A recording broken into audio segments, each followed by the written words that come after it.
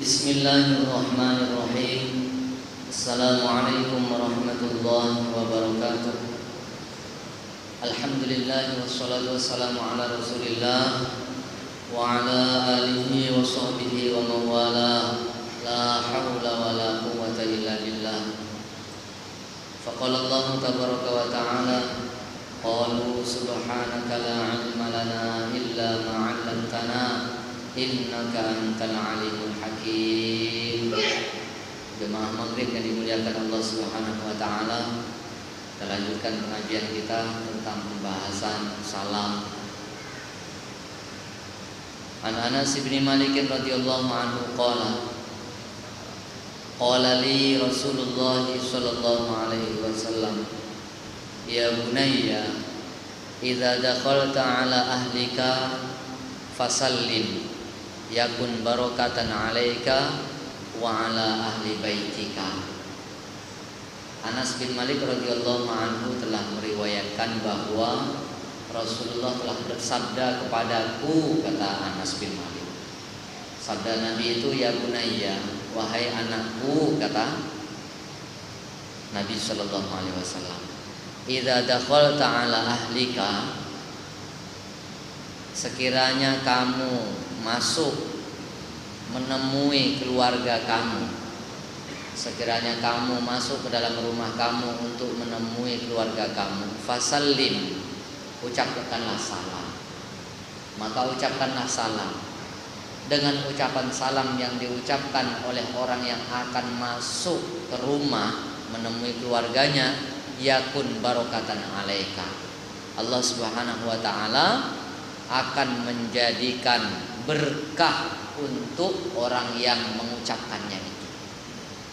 Jadi keberkahannya itu akan diperoleh oleh orang yang mengucapkan salam ketika dia akan masuk ke dalam rumahnya. Wa ala ahli baitika, dan keberkahan itu juga akan diberikan oleh Allah Subhanahu wa taala bagi keluarga kamu. Jadi saya dan keluarga saya akan diberkahi oleh Allah Subhanahu wa taala manakala ingin masuk ke dalam rumah ucapkan salam. Jadi ini memang sudah dianjurkan oleh Nabi, ketika mau masuk rumah ucapkan salam. Kalau orang di dalam rumah itu tak ada, macam mana? Siapa nak jawab salam awak? Umpamanya kita satu keluarga baru bepergian, balik di rumah tak ada orang, apakah ucapkan salam? Sebagian ulama mengucapkan, tetap mengucapkan salam. Nanti yang jawab siapa? Malaikat yang ada di dalamnya. Ada lagi sebagian mengatakan dengan bukan assalamualaikum ucapannya, tapi assalamu alaina wa ala ibadillahi sholihin. Ucapannya seperti itu, assalamu alaina wa ala ibadillahi sholihin. Maknanya tetap mengucapkan salam. Ada lagi yang mengatakan cukup dengan mengucapkan, dengan menyebutkan nama Allah, apakah dengan bismillah, apakah dengan kalimat-kalimat. Jadi intinya ketika mau masuk ke dalam rumah, ingat Allah Subhanahu wa ta'ala. Manakala di dalam rumah ada keluarga kita, untuk mendapatkan keberkahan bagi diri kita dan keluarga kita, ucapkan salam ketika akan mau masuk ke dalam rumah. Di dalam riwayat yang lain, An Jabir bin Abdullah radhiyallahu anhu qala Rasulullah sallallahu alaihi wasallam, assalamu qoblal kalam. Wa bihadzal isnad an Nabi qala la tad'u ahadan ila ta'ami hatta yusallim.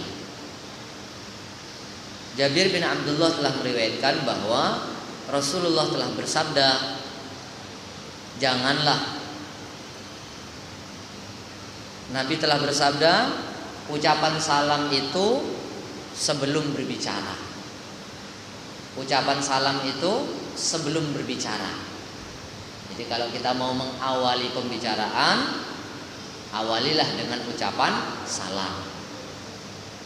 Kan ada kadang-kadang kita melihat dalam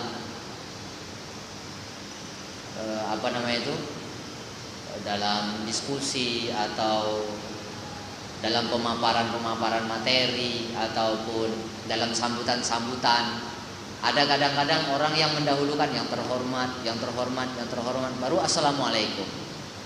Kalau menurut Islam ini perlu diluruskan lagi. Awal sekali pembicaraannya adalah salam. Apakah dia nanti akan menyampaikan salam orang lain di tengah-tengah atau tidak, itu urusan lain. Karena dia harus mengawali pembicaraannya itu dengan mengucapkan salam.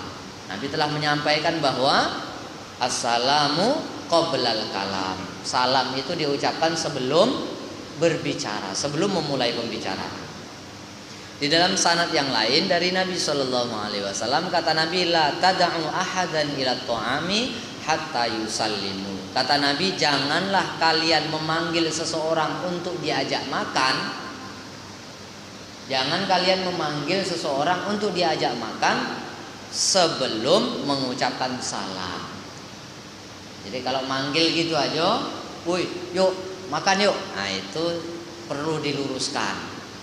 Jadi Islam mengajarkan kalau manggilnya untuk mengajak makan, apakah ngajak kenduri, apakah ngajak apa, awali dulu assalamualaikum, yuk makan. Nah, jadi ada awalnya dulu assalamualaikum. Kalau ada jawaban waalaikumsalam, yuk makan. Baru diajak makan. Jadi kalau ajakan untuk makan, apakah itu namanya kenduri, apakah itu namanya resepsi, apakah namanya itu persahabatan dalam rangka ngajak ke rumah untuk makan bersama, ya apa sajalah istilahnya. Sebaiknya yang diajarkan dalam Islam awali dengan salam. Sudah ada jawabannya baru diajak untuk makan. Di lain riwayat lagi, An Abi Hurairah radhiyallahu anhu anna Rasulullah sallallahu alaihi wasallam qala la tabda'ul yahuda wan nasara bis salam wa idza laqitum ahadahum fit tariqi fattarruhum ila atyafihi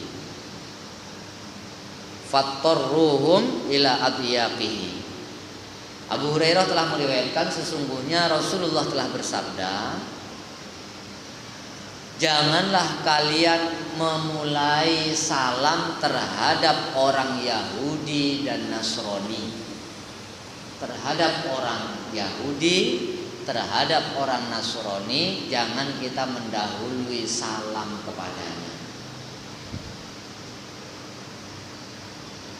Wa idza laqitum ahadahum fit tariqi, kalau sekiranya kalian berpapasan lewat umpamanya ketemu sama orang Yahudi ataupun orang Nasrani, maka perintahnya itu fattarruhum ila atyaqihi, maka paksalah mereka agar mereka berada di jalan yang sempit, agar dia minggir, bahasa kitanya.